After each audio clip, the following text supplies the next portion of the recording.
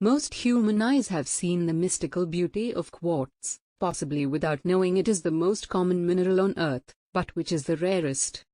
Minerals are scattered everywhere on our planet, from glittering flecks in gravel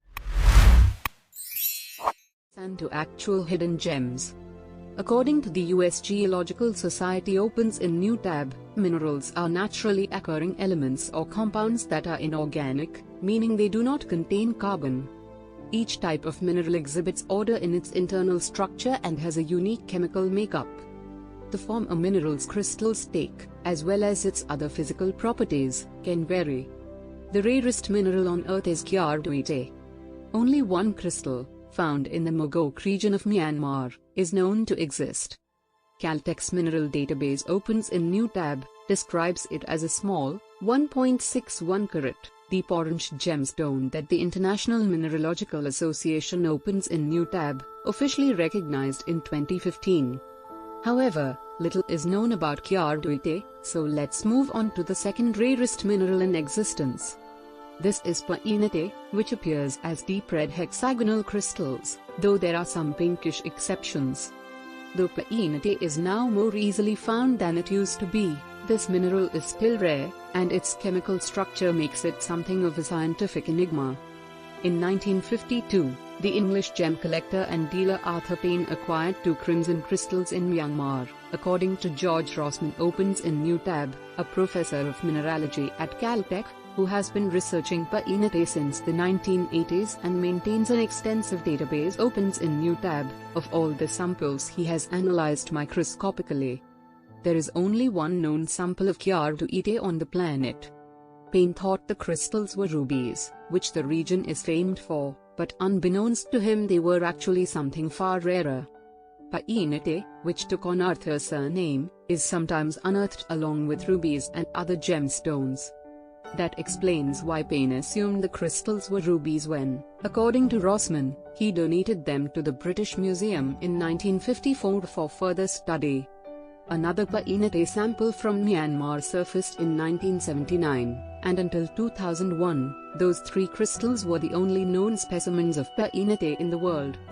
The very first painite crystal discovered, known as painite No. 1, was later analyzed by Rossman. His latest painite study was published in Mineralogical magazine opens in new tab, in 2018.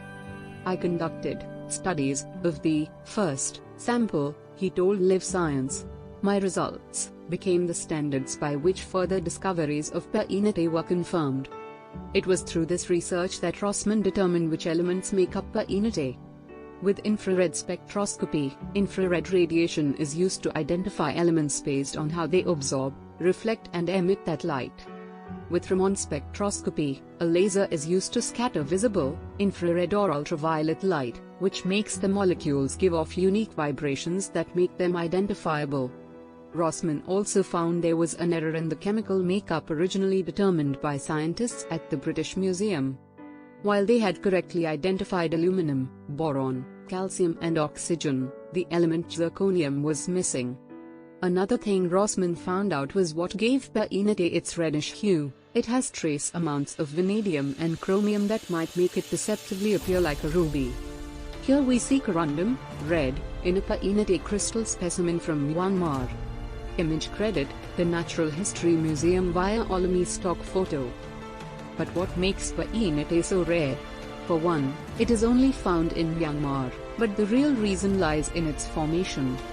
Painite is a borate crystal, meaning it contains boron. It also contains zirconium. Boron has a notoriously difficult time bonding with zirconium. In fact, painite is the only mineral in which the two have been found bonded in nature. While the reason is still unclear, zirconium and boron have not been found together in significant concentrations, as Rossman said. It is also thought that these elements may not be very stable together compared with other elements they could bond with. To my knowledge, no one has done a serious study of what it takes to form painite, Rossman said. I know of no attempt to synthesize it in a lab. Why Myanmar? What Rossman does have an idea of is why painite and so many other gems, such as kyardoite, are found in Myanmar. When the ancient supercontinent of Gondwana began to split about 180 million years ago, India crept north and collided with what is now South Asia. Pressure and heat from the collision formed a treasure trove of rocks, many of them gemstones. He thinks the boron in painite and other borate minerals possibly came from shallow seas around the newly formed landmass. Rossmann has had many crystals suspected to be painite sent to him for identification. Some have been hidden in plain sight for decades, as they were often stashed in bags of rough gemstones or in the hands of dealers and collectors who misidentified them. Painite suitable for luxe jewelry is hard to come by and valued as high as $60,000 a carat, Rossmann said. What determines the price can be subjective, but the fewer floors, the better. It should be noted that there are ethical concerns about mining in Myanmar, also famous for other gemstones and specimens of tiny prehistoric creatures trapped in amber.